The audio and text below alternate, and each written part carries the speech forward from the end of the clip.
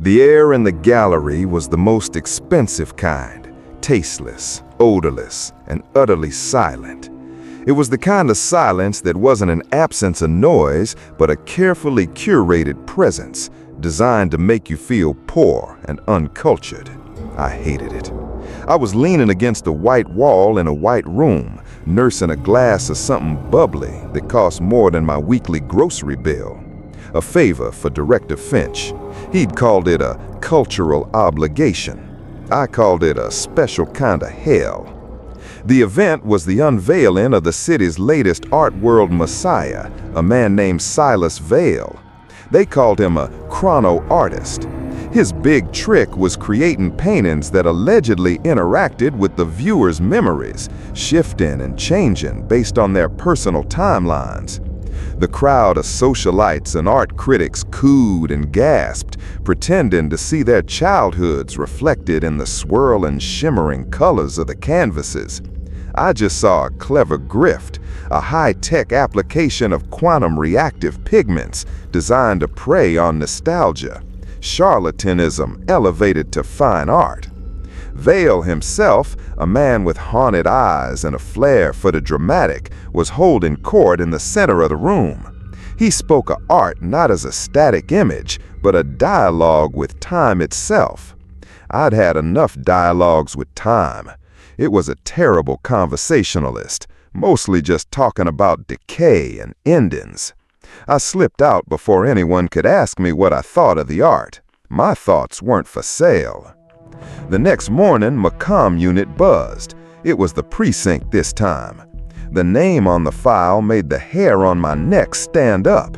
Silas Vale. My cultural obligation had just become a homicide case.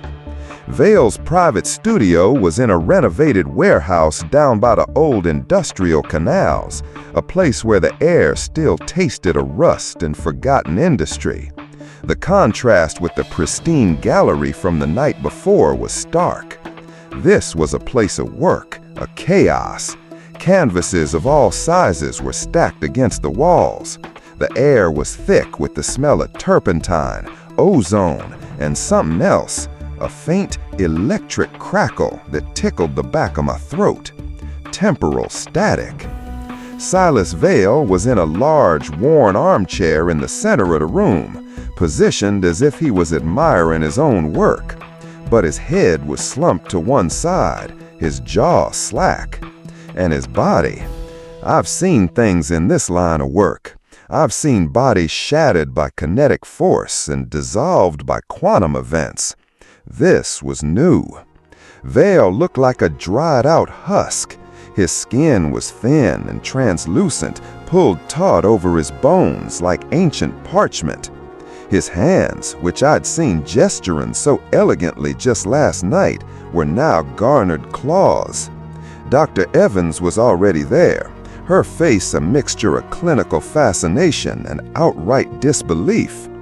"He was 41 years old yesterday, Kaito," she said, her voice low. "My preliminary biological scan puts his body at an age of 120, maybe older. Every cell in his body has been aged to the point of disintegration. It's like he lived a century overnight." I circled the body, my eyes taking in the scene. Cause? Complete systemic cellular decay. "Old age, weaponized," she stated flatly. "There's no precedent for this." My gaze fell upon the canvases stacked around the room. I had expected to see the vibrant, shimmering works from the gallery, but these were all blank. Every single one. Perfect, white, empty canvases. Yet they weren't truly empty. As I got closer, I could feel it. The temporal static I'd noticed earlier was pouring off of them in waves. It was like standing next to a silent, invisible waterfall of time. Then I saw what he was holding.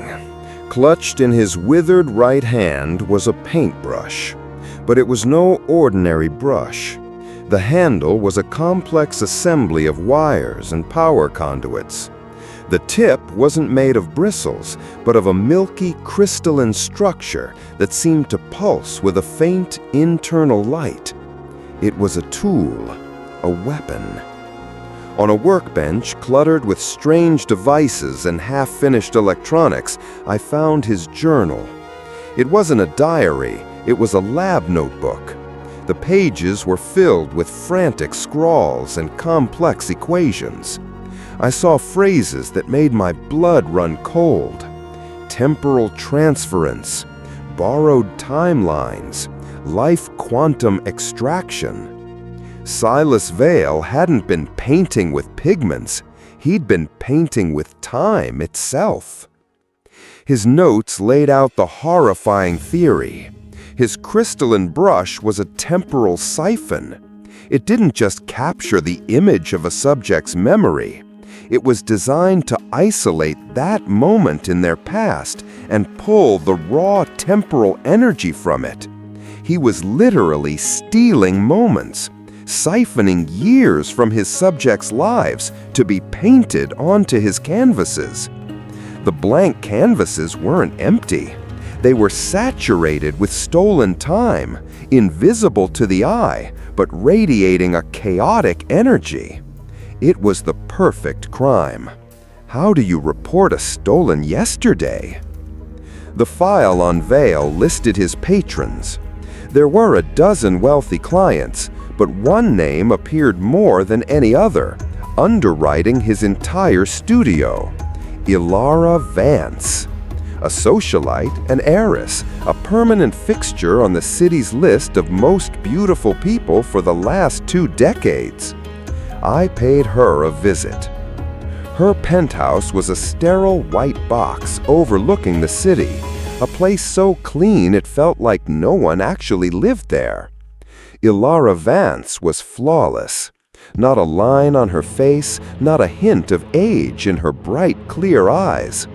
She moved with a liquid grace that was almost unnerving. It was the kind of youthfulness that didn't feel earned. It felt preserved. "A tragedy," she said, her voice smooth as polished marble, referring to Vale's death. There was no grief in her tone, only a mild inconvenience, like a favorite restaurant closing down. Silas was a true visionary. "His vision seems to have cost him his life," I said, watching her closely. "His notes mention a process of temporal transference. Were you aware of the nature of his work, Miss Vance?" "I am a patron of the arts, detective, not a physicist," she replied with a dismissive wave of her hand. "I supported his genius. The methods were his own." I walked around her spacious living room, my eyes scanning for any hint of her personal life. There was none. No old photos, no family heirlooms, nothing to suggest a past. It was a room without a history. As I got closer to her, I noticed something profoundly disturbing. The faint quantum shimmer that all living things possess, a temporal signature that subtly indicates age, was absent on her. She was like a still photograph in a moving world. "You were his greatest patron," I said, turning to face her. "But you were more than that, weren't you? You were his primary subject." For the first time, a flicker of something cold appeared in her perfect eyes. His art gave people joy. It allowed them to relive their most cherished moments. "It allowed you to live their moments for them," I countered, my voice low and hard. "He didn't just paint memories. He siphoned the time from them.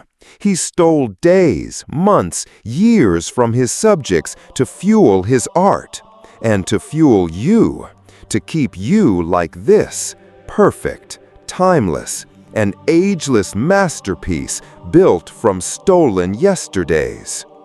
She didn't deny it.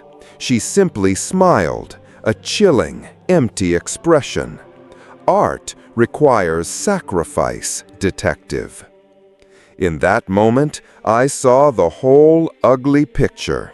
Elara wasn't just his muse, she was his purpose and his parasite. He stole time to keep her young, to preserve his perfect creation. But the cost of that preservation was escalating. A few hours from one client, a few days from another. But it wasn't enough. For his final work, he needed a massive influx of time. Or maybe his perfect, timeless creation grew impatient. I could see it happening in my mind's eye. Vale, in his studio, activating the temporal siphon for one last grand act of theft. Maybe he targeted a source too powerful. Or maybe, in a moment of desperation, he tried to reverse the process, to reclaim some of what he'd given away. But you can't negotiate with time. The siphon overloaded. It reversed its polarity. Instead of siphoning time from a source, it began to pour time into him. The dam broke. Decades, maybe a century, of stolen moments, of borrowed life, flooded his body in a handful of seconds. The brush in his hand became an executioner's weapon, painting him not with color, but with age. He died in his chair, a victim of his own impossible, beautiful crime. I looked at Elara Vance, a living, breathing work of art, and I felt nothing but a profound emptiness.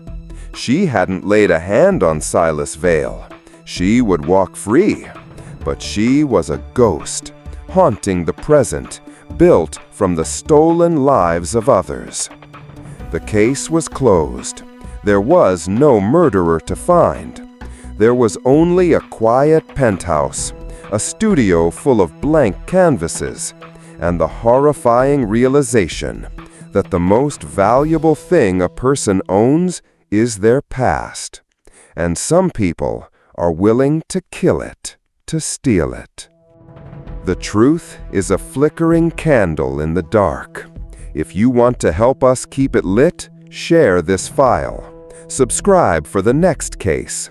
The city has more secrets to tell.